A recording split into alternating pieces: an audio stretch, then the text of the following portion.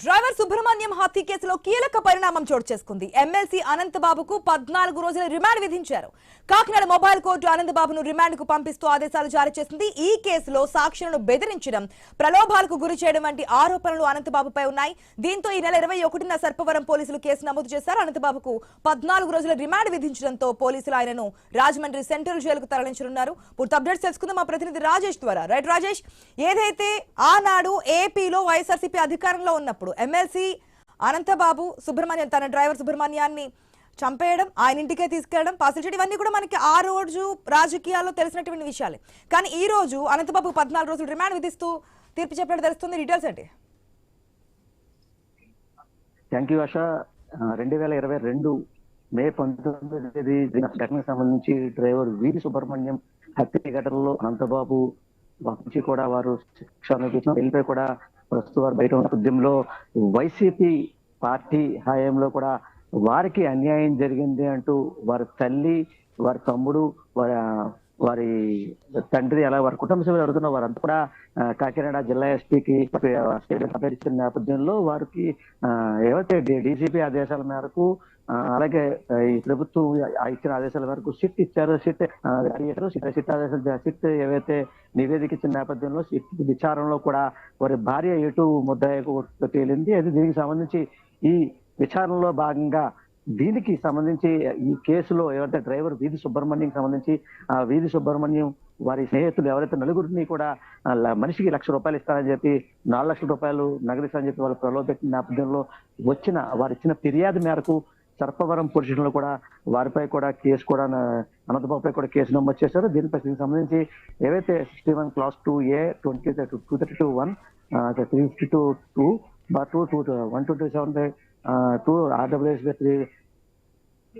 3 Clause BNS 5 కింద BNS కింద case కూడా నమోదు చేశారు. అయితే దీనికి సంబంధించి ఏవైతే ఈ సెక్షన్ నమోదు చేసిన నేపథ్యంలో వీధి సుబ్రహ్మణ్యాన్ని ఎక్కడైతే హత్య చేసిన ఘటనకు సంబంధించి అనంతబాబుని రాజమహేంద్రవరం కోర్టు నుంచి నేరుగా అరెస్ట్ చేసి సర్పవరం పొజిషన్ తీసుకొచ్చారు. సర్పవరం పొజిషన్ లో విచారణ చేసిన అనంతరం కాకినాడ జీజీహెచ్ లో వైద్య పరీక్షలు చేసి అనంతరం కూడా కోర్టుకి హాజరుపరిచిన పరిస్థితి జరిగింది. కోర్టులో కూడా ప్రస్తుతం ఇప్పుడు మనకు తెలిసిన విషయం ప్రకారంగా అయితే 14 రోజులు రిమాండ్ విధించినట్లు ఇక్కడ నుంచి నేరుగా ఏదైతే రాజమహేంద్రవరం సెంట్రల్ జైలు తరలిస్తున్నారో తెలుస్తుంది. అయితే ఇప్పటికే మరికొద్దిసేపట్లో అయితే అధికారికంగా వెల్లడించిన అవసరం ఉంది. అయితే దీనికి సంబంధించి ఏదైతే ఈ అనంతబాబు హత్య కేసులో నిందితుడిగా ఉండడంతో దాంతో పాటు ఎవరైతే వీధి సుబ్రహ్మణ్యం స్నేహితులు నలుగురిని కూడా వారిని భయభ్రాంతికి గురి చేసి మనిషికి ₹1,00,000 ఇస్తారని చెప్పి వారికి ఏవైతే ప్రలోభపెట్టిన నేపథ్యంలో వారు ఇచ్చిన ఫిర్యాదు మేరకు సర్పవరం పొజిషన్ లో వారికి దీనిపై కూడా కేసు నమోదైంది. ఈ ఘటనకు సంబంధించి ఏవైతే ఈ రోజు కాకినాడ ఏవైతే మొబైల్ కోర్టులో కూడా వారిని తీసుకురావడం, ఏవైతే జడ్జి ముందు కూడా వారు దీనికి సంబంధించి 14 రోజులు రిమాండ్ విధించినట్లు, మరోపక్క ఈ కాకినాడ నుంచి ఈ మొబైల్ కోర్టు నుంచి నేరుగా రాజమహేంద్రవరం సెంట్రల్ జైలు కూడా తీసుకెళ్ళాలంటే తెలుస్తుంది. అయితే దీనికి సంబంధించి అయితే పూర్తి వివరాలు అయితే తెలియాల్సి ఉంది.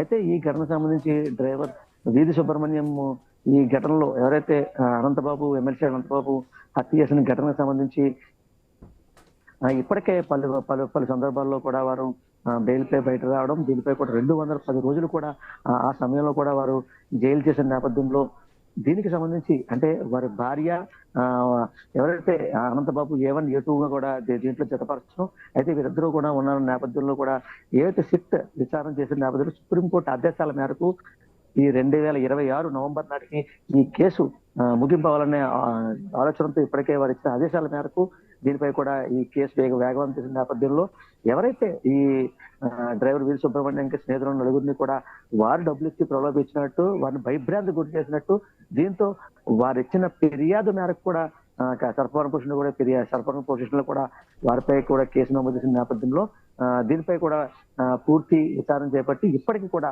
అంటే వారు ఉన్న నేర చట్టం సంబంధించి 19 కేసుల వరకు కూడా ఇప్పటి వరకు నమోదైనవి. అయితే వీరు ఇప్పుడు ప్రస్తుతం అయితే బెయిల్పై ఉన్నారు. ఇటువంటి వారు బెయిల్ మీద ఉంటే ఇప్పటికే ఎవరైతే సాక్షులు ఉన్నారో సాక్షుల్ని ఇప్పటికే భయభ్రాంతి గురి చేస్తున్నారు. ఖచ్చితంగా వారికి బెయిల్ అయితే రద్దు చేయాలని చెప్పి అసిస్టెంట్ పబ్లిక్ ప్రాసిక్యూటర్గా ఉన్న ముప్పాల సుబ్బారావు కూడా దీనిపై కూడా వాదనలు చూపించారు. అయితే దీనికి సంబంధించి ఇప్పటికే ఈ నలుగురు సాక్షుల్ని భయభ్రాంతి గురి చేయడం, సర్పవరం పొజిషన్ లో వారిపై కేసు నమోదు అవడం, అయితే దీనికి సంబంధించి ఇప్పటికే ఈ ఘటన సంబంధించి ఇప్పటికే జడ్జిమెంట్ ఇచ్చిన నేపథ్యంలో 14 రోజులు దీనిపై కూడా 14 రోజులు వారికి రిమాండ్ తరలిస్తున్నట్టు, మరోపక్క ఇక్కడి నుంచి నేరుగా రాజమండ్రి సెంట్రల్ జైలు తరలిస్తున్నట్టు తెలుస్తుంది. అయితే దీనిపై అయితే రైట్ పూర్తి వివరాలు అయితే వెల్లడించాలని చెప్పి తెలియాల్సింది చెప్పచ్చు ఆశ. Right Rajesh, thanks for the update.